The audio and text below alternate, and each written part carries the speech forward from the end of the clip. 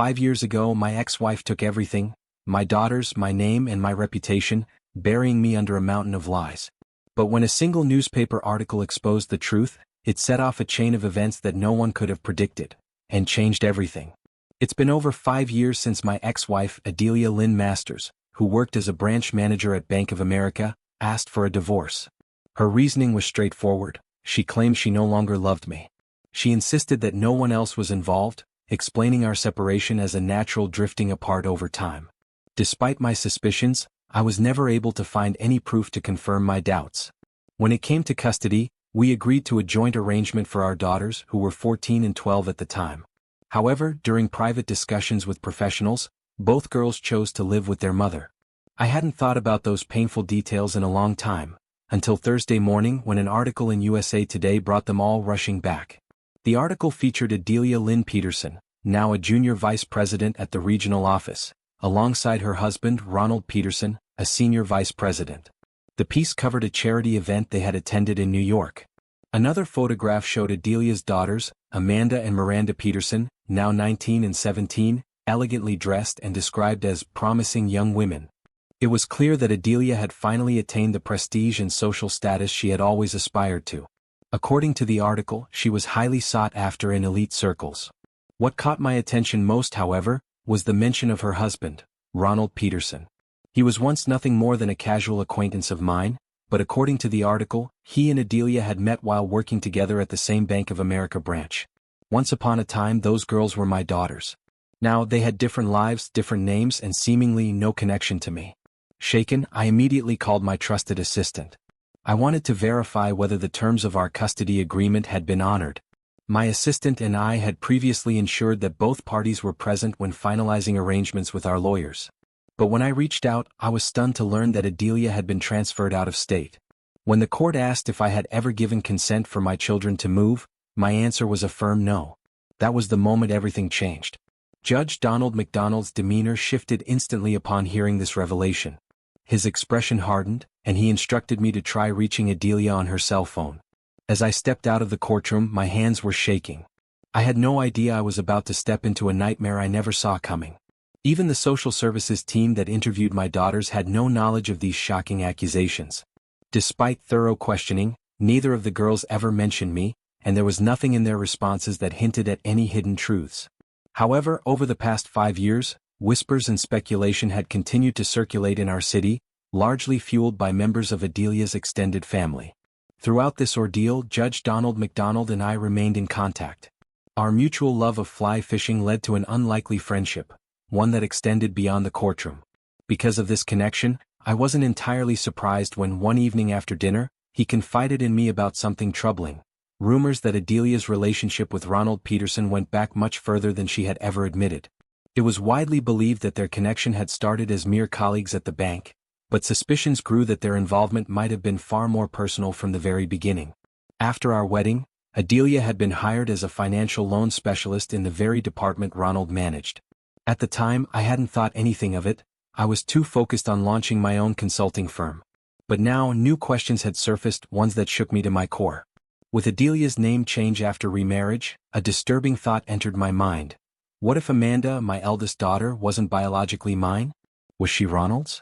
Had Adelia known him long before she started working at the bank? I had always believed that Amanda was born before Adelia even set foot inside that building. But doubt crept in like a slow-moving storm, filling my head with questions I never imagined I would need to ask. The only way to uncover the truth was through DNA testing. Judge McDonald, who had initially presided over our divorce case, took decisive action. He halted the proceedings, accusing Adelia of kidnapping by unlawfully taking our daughters out of state. When she ignored the court's order to appear for a hearing, it raised serious legal questions. Had she secretly filed for divorce in New York to manipulate the system? Further investigation uncovered something even more shocking. The adoption documents that officially changed Amanda and Miranda's last names contained inconsistencies. Evidence suggested that someone had forged a signature, raising suspicions of fraud. We now had enough to pursue serious legal action. If the evidence held up, Adelia and Ronald weren't just guilty of deceit, they could be charged with attempting to conceal a federal crime. I still hadn't received a response to my inquiry regarding the adoption documents. Sim Holmes, the attorney handling the matter, had yet to provide any clarification. Then a formal request came through. "Mr. Masters, could you sign your name?" Helen, my assistant, handed me a document, her expression filled with concern.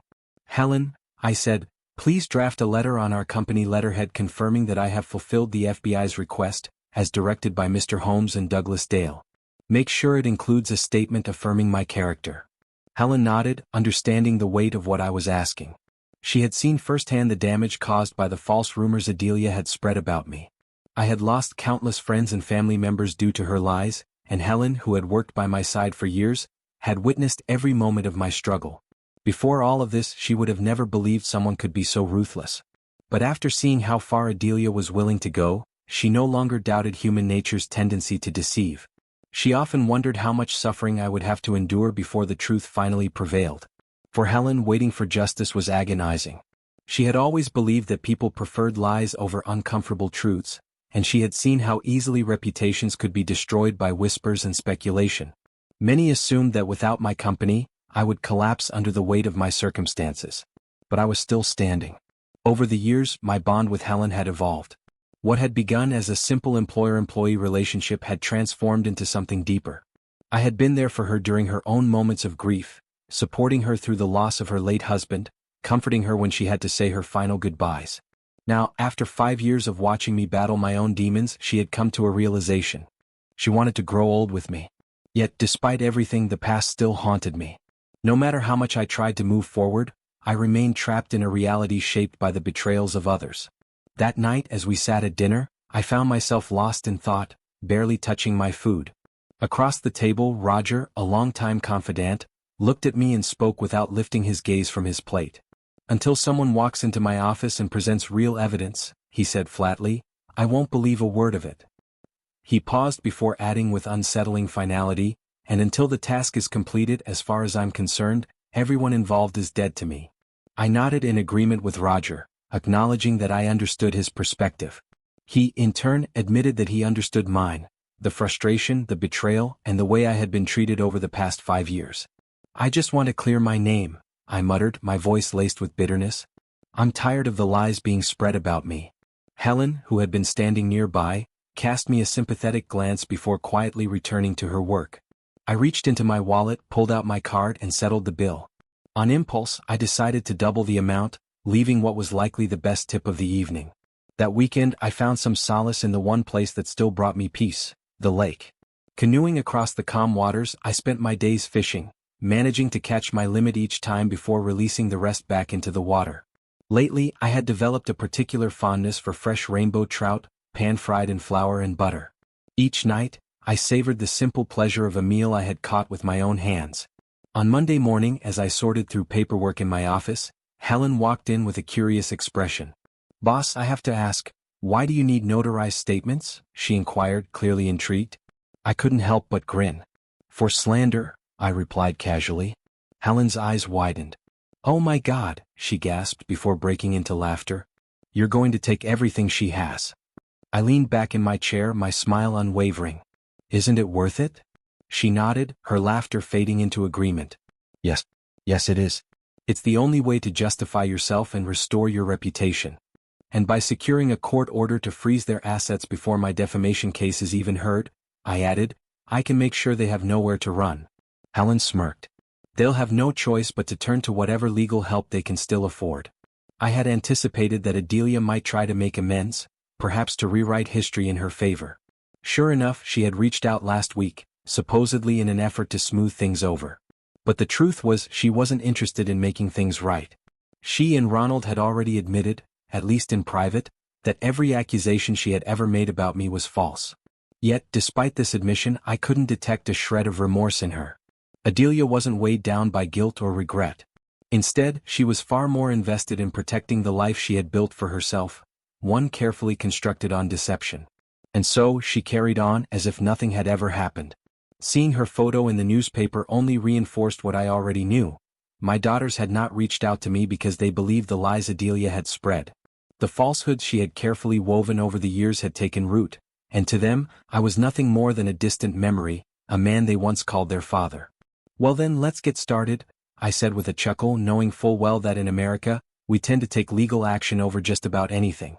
Helen and I were enjoying a bottle of fine champagne I had brought along, casually chatting when the phone rang. She picked up and after a brief pause, leaned toward me and whispered, "It's the judge." "Put it on speaker," I said. "Hi Donald, how's everything going today?" I greeted him. "Not bad, all things considered," Judge McDonald replied. "I wanted to inform you that next Wednesday, the FBI will be holding a jury trial against Adelia Lynn Peterson and Ronald Peterson." Hearing those words sent a jolt through me.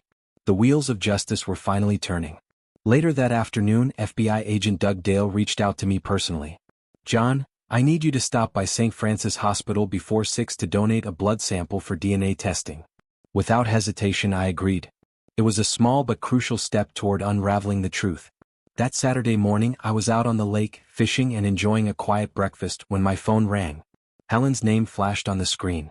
"I need you to swing by the office and grab today's USA Today," she instructed, her voice urgent. "There's an article in it. Adelia, Ronald, and Miranda have been detained." I felt my grip tighten around the phone. "Detained?" "Yes," she confirmed. "The FBI's investigation has uncovered something major. It turns out the adoption papers for Amanda and Miranda Masters were submitted using forged documents, including a falsified signature from you, Mr. John Masters." The revelation hit like a punch to the gut. "The FBI now suspects that Adelia and Ronald orchestrated this entire scheme to erase your identity from their lives completely," Helen continued. "They believe the couple intentionally hid your daughters, using legal loopholes and deception to keep them away from you." It all made sense now. Adelia and Ronald had known each other far longer than they had ever admitted. Back when they were just starting their careers at Bank of America, they had likely begun plotting together. Even when I had tried to force the bank to disclose Adelia's whereabouts, I had been met with nothing but roadblocks. They had been issued a court order in their favor, keeping me in the dark for years. And while I had been left suffering, robbed of my role as a father, they had gone on living freely, without consequence, without remorse. The newspaper article was relentless in its detail. It laid out all the facts, exposing the depth of their fraud and manipulation for the entire country to see. For the first time in years, the truth wasn't just whispered in secret. It was printed in black and white for the world to read. I was pouring myself a cup of coffee when the phone rang. I reached for it, expecting nothing more than a routine call, but to my surprise, it was a reporter from the Southeast Missourian newspaper. "We're calling to verify the accuracy of the information in our report," the journalist explained. "Would you be willing to provide any additional comments?" I hesitated for a moment before responding. "The investigation is still ongoing," I told him. "For the past 5 years I've been fighting to uncover the truth. The FBI has now charged Adelia and Ronald with multiple offenses, including fraud and kidnapping. They are also suspected of aiding each other in covering up the truth." The reporter listened carefully as I continued. "Beyond those charges, they're facing numerous other legal issues. As for Miranda, the authorities are keeping her in protective custody until they determine her real father's identity. Despite everything, her mother still insists that Ronald is her biological father. Meanwhile, Amanda had finally returned home to collect her belongings. It was the first time in years that she had willingly stepped back into the house she once knew. But she wasn't planning to stay, she had a flight to catch. Now, sitting in the waiting area at St. Louis Airport, she anxiously waited for her connection to Cape Girardeau. As she shifted in her seat, her eyes landed on a USA Today magazine resting on an empty chair nearby. Something about the bold headline caught her attention. Curious, she picked it up and began to read. The more she read, the more her pulse quickened. The article detailed the entire scandal, the fraud, the deception, the legal battle that had unraveled her mother's web of lies. Lost in thought, she barely noticed the presence of the officers patrolling the terminal until one of them spoke. "Who are you? Why are you monitoring this area?" the taller officer asked, his tone firm. Startled, Amanda quickly responded. "My name is Amanda Peterson. I was just waiting for the sheriff's department to leave so I could speak with my dad." The officer's expression shifted. "And who's your father?" he asked cautiously. "John Masters," she replied without hesitation. At the mention of my name, the officer's face drained of color. His jaw tightened, and after a brief silence he muttered, "Oh no." Turning to his colleague, he barked out instructions. "Tom, go tell Joe and Jay to make some coffee. It looks like we made a mistake." Then turning back to Amanda, he sighed. "The 5 of us need to have a serious talk, Miss Peterson. We determine our own sense of justice," the detective said firmly. "Your father now lives on 5 acres of land near Ryder Lake. The property is completely fenced, secured with an electric wire and an electronic lock. In the 2 years he's been living there without holding a job, no one has seen him in the city. Amanda's stomach tightened. How do I contact him? She asked, her voice laced with urgency. Tom, one of the officers, spoke up. I think I know how. I'll ask the dispatcher to check if his company has a listed contact number. Give me a few minutes. With that, Tom disappeared down the hall, leaving Amanda anxiously waiting. A short while later he returned with new information. Amanda, did you know that your mother and Ronald had already made plans to move to New York? Amanda's eyebrows shot up in shock. New York? This is the first time I'm hearing about it, she admitted, her voice unsteady. Helen, who had been silently observing, interjected. It seems like you were completely unaware of what was happening. Did you know that your mom and Ronald had been communicating online for years? Amanda hesitated before answering. We always thought they were just friends. I personally saw my mom talking to Ronald from time to time, but she never made it seem like anything more. She always told us they met at a regional conference and became close. It wasn't until we were already halfway to our destination that things started making sense. Her voice cracked and tears welled in her eyes. I feel like my entire life has been a lie, she whispered. Helen reached out, gently taking Amanda's hand. Amanda, I trust you, she said softly. Over the past few days, I've already heard similar details from other family members. The only confirmed information we have right now is that the school district has provided your enrollment documents so you can start fresh in a new school as soon as you find a place to live. Amanda wiped her eyes, taking a deep breath as she tried to process everything. Helen offered a reassuring smile. Now that Adelia has been found, the truth is finally starting to come out. Amanda looked at her, searching for any sense of stability in a world that suddenly felt unfamiliar. I also want to inform you, Helen added, her expression serious, that I know where your mother has been hiding. He won in court, Helen continued, but unfortunately he lost during the appeal process. We didn't even know about your mother's marriage or her name change until recently, when your picture appeared in the newspaper. Amanda's hands trembled as she listened. When your father took the case back to court, your mother turned to her extended family, desperate to fix the problem she had created, Helen explained.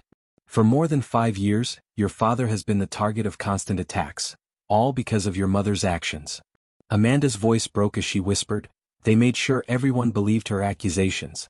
Adelia and Ronald planned everything perfectly. Helen sighed, shaking her head. And yet, the only one who truly suffered the consequences was your father. Amanda's shoulders shook as she tried to hold back tears. Seeing her distress, Helen gently suggested, why don't we step out and grab something to eat? It might help even if just a little. They drove in silence, each lost in their thoughts. When they reached Helen's car, Amanda suddenly stopped and turned to face her. Thank you, Helen, she said, her voice thick with emotion. Helen looked at her, slightly puzzled. For what? Before Amanda could answer, I stepped out of the restaurant. My heart clenched the moment I saw her standing there.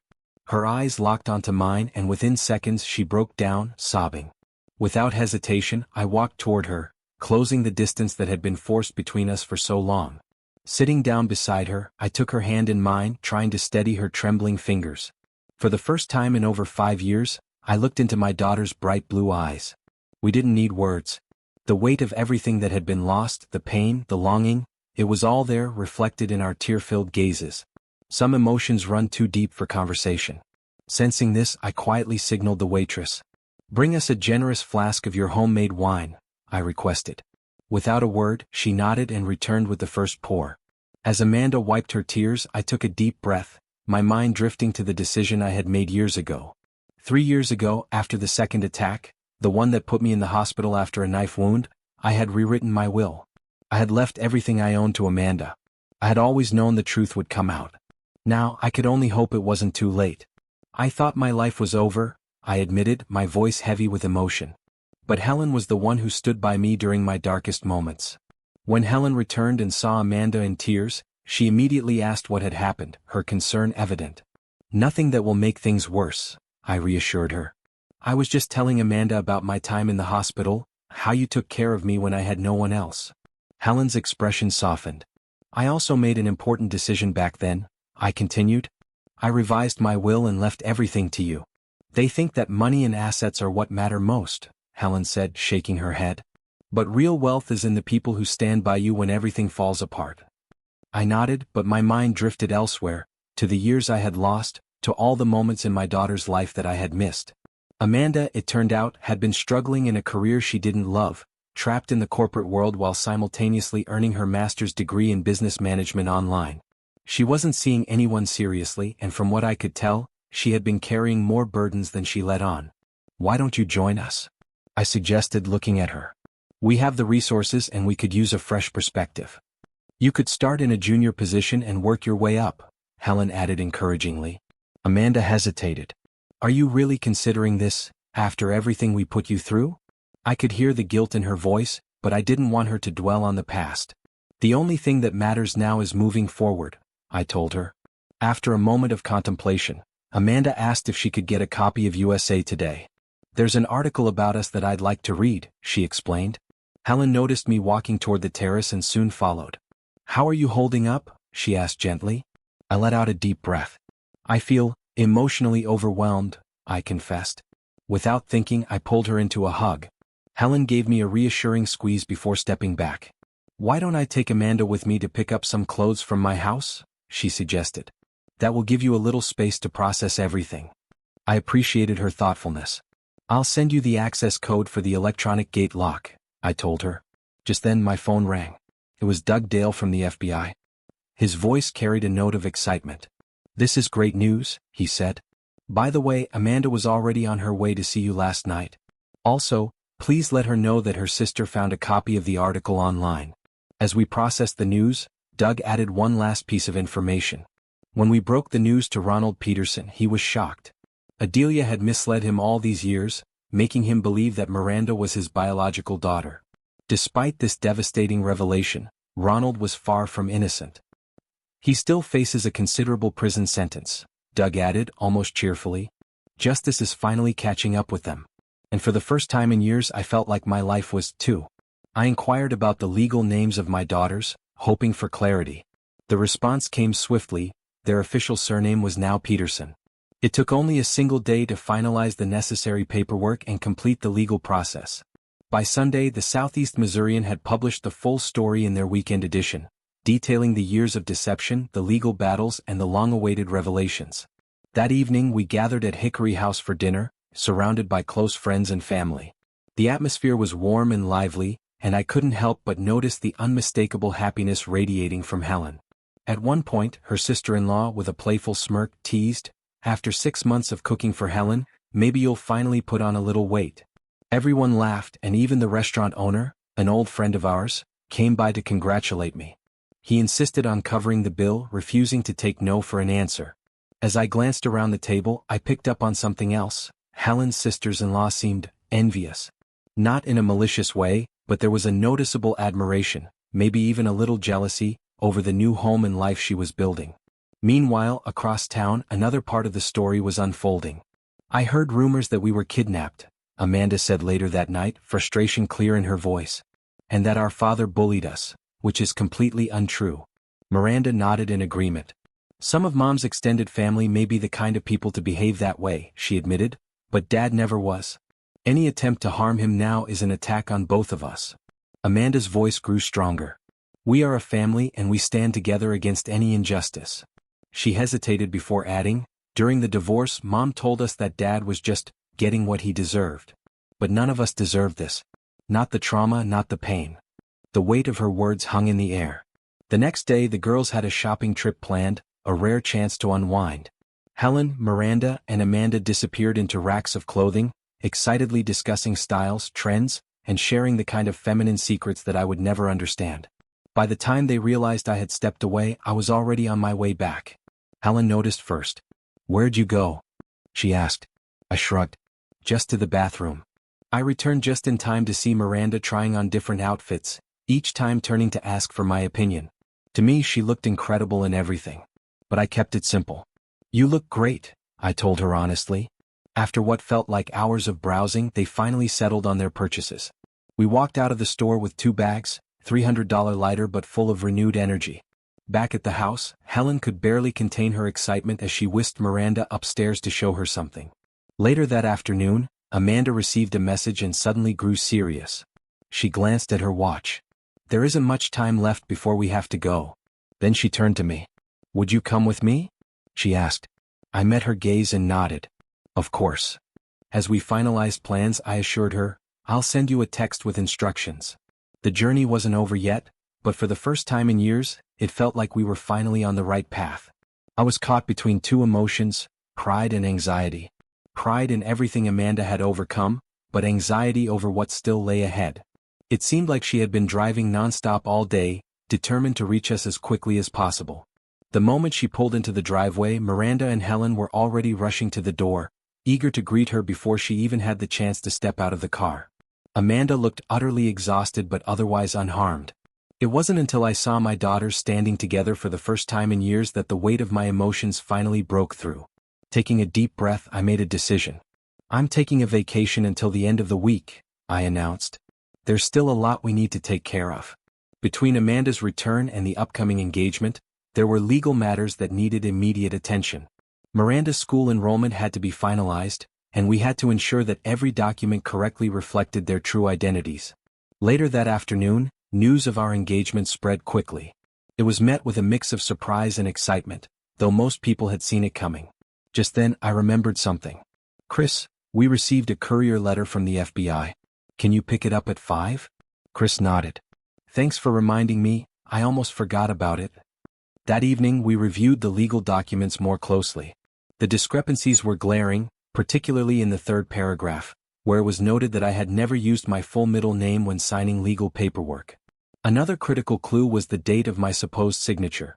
Witnesses confirmed that it had been added after Adelia and Ronald had already left Missouri.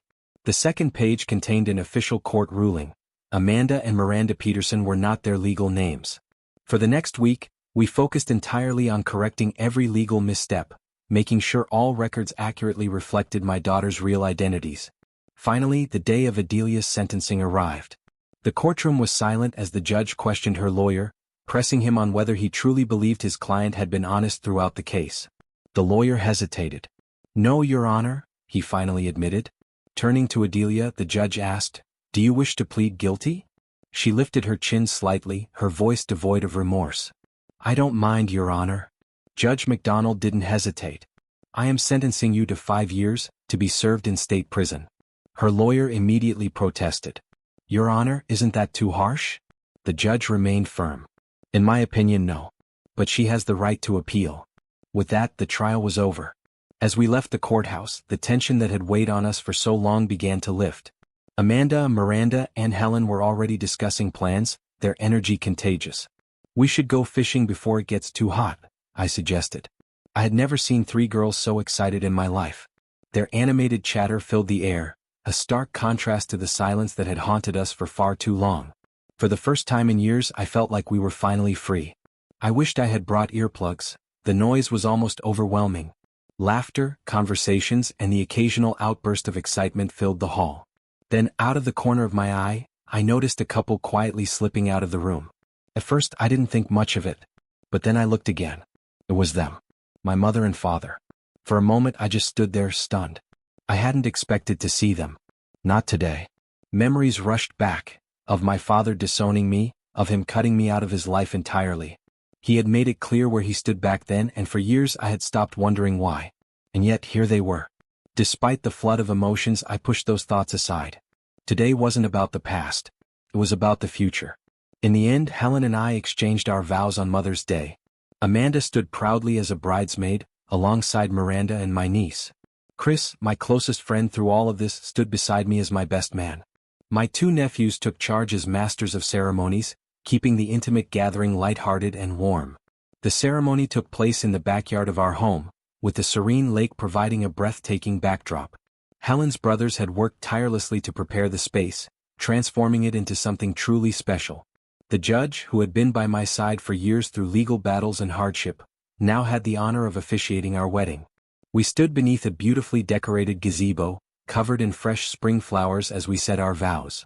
It was a simple ceremony, yet it meant everything. But life still had surprises in store for me. Nothing could have prepared me for what came next, the birth of my son. I never could have imagined how profoundly it would change me. The moment I saw him enter the world, wailing loudly, my entire perspective shifted. He was perfect, weighing exactly 7 pounds. In a rush of excitement, I found myself urgently calling my mother. "Mom, you need to come to the hospital. Now." When she arrived, she looked at me bewildered. "What's going on?" I didn't give her time to ask more questions. I simply led her to Helen's hospital room. Inside, Helen sat propped up against the pillows, cradling our newborn son in her arms. His tiny fingers curled around hers, his eyes still adjusting to the light of the world. "His name is Colin Richard," I announced, my voice thick with emotion. My mother gasped, pressing a hand to her mouth as tears welled in her eyes. "That was your grandfather's name?" she whispered, overwhelmed with emotion. And just like that, the years of distance, the pain of the past, all seemed to fade, replaced by something far greater. Family. A fresh start. A future filled with hope.